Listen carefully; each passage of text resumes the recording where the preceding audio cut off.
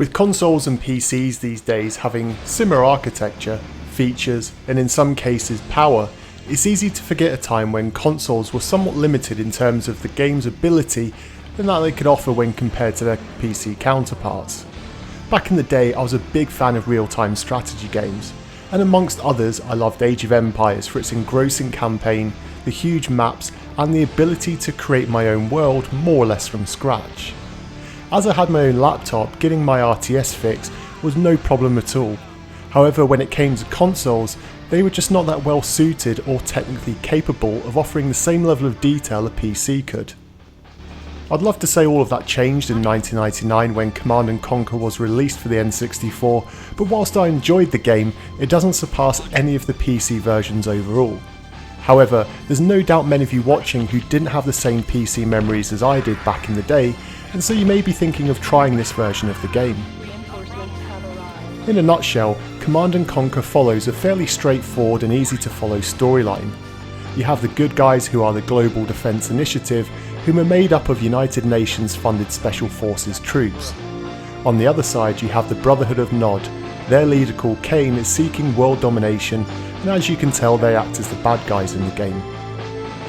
The entire game takes place in an alternative timeline which fractured from ours when a meteor hit Earth near Italy in 1995. With the meteor having arrived, a highly toxic and powerful substance called Tiberium becomes extremely valuable on Earth. This is because it has the power to absorb and crystallise precious metals from soil. At that time, the cult called the Brotherhood of Nod began investing in a way to harvest the substance and refine it. Being one step ahead of the scientists, they find that they have over half of the world's supply, a huge worldwide cult following, and with their newfound riches, their leader Kane pushes on with world domination.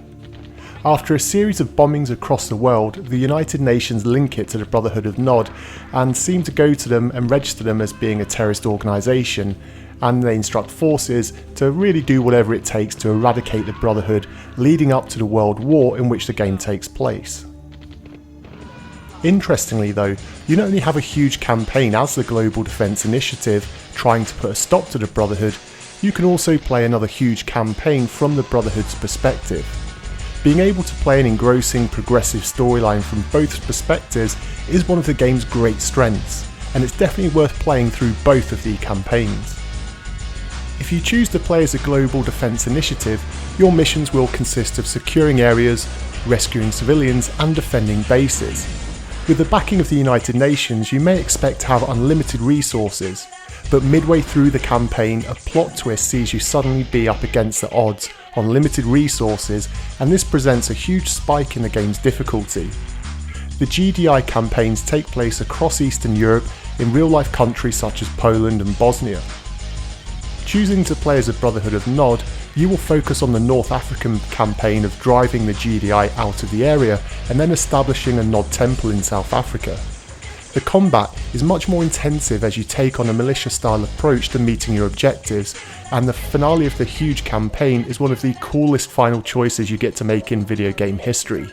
I won't mention any spoilers, but it's worth playing through the Nod campaign for this choice alone.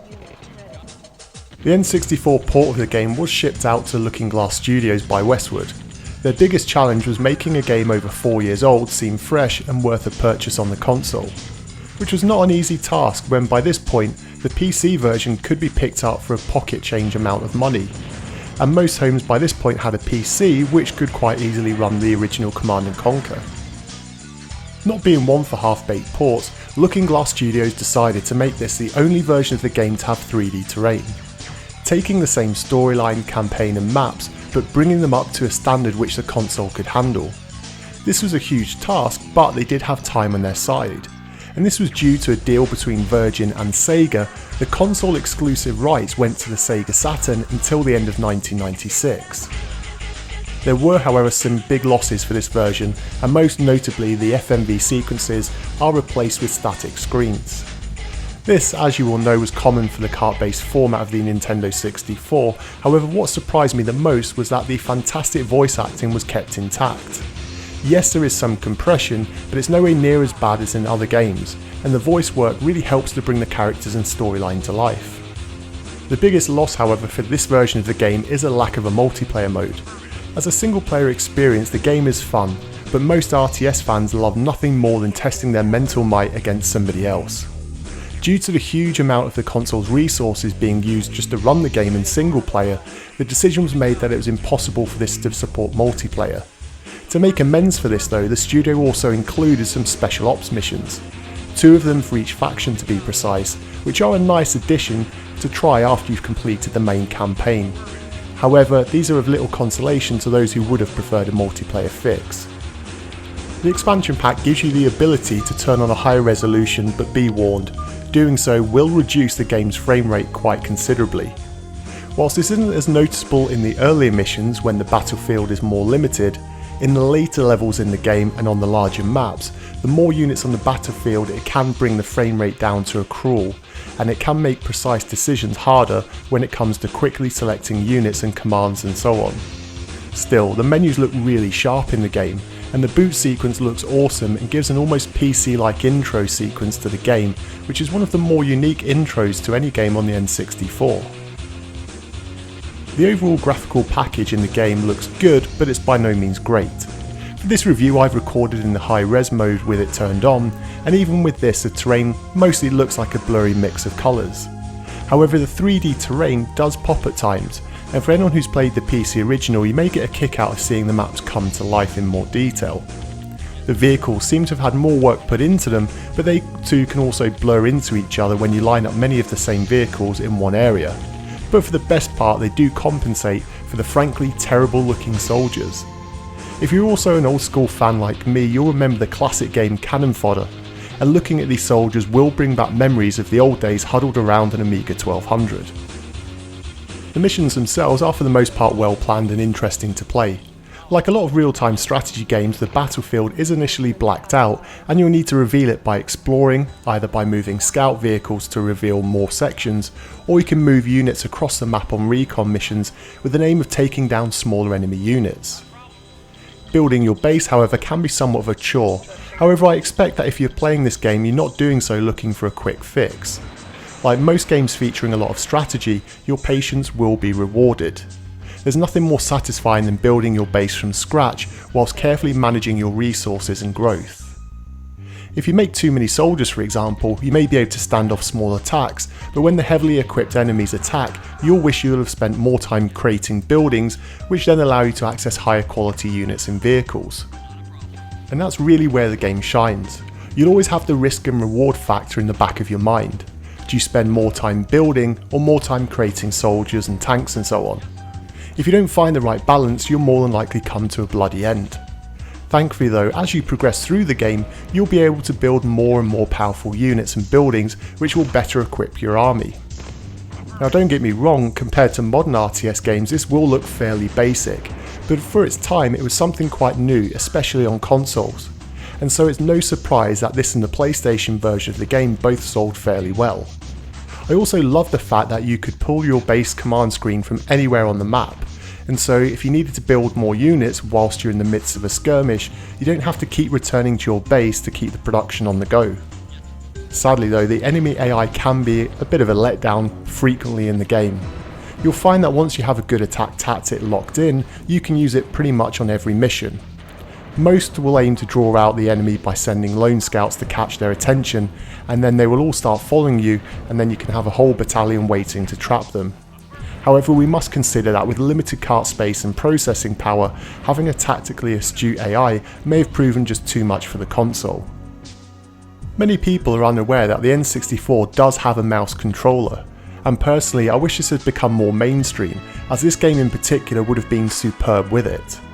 However, considering this uses a standard controller, the developers did a great job of making all of the key controls as accessible as possible. The analog stick to control the cursor isn't going to be as accurate as a mouse input. However, having all of the menu and commands quickly accessible on the controller buttons mean picking up the handling of this game very easy. The game's audio can certainly be a mixed bag at times. The fully voice acted mission intros are great, and only occasionally sway into the cheesy zone with some of the dialogue. It's surprisingly sharp, and so the compression levels will well work to prevent the game going into the low quality audio.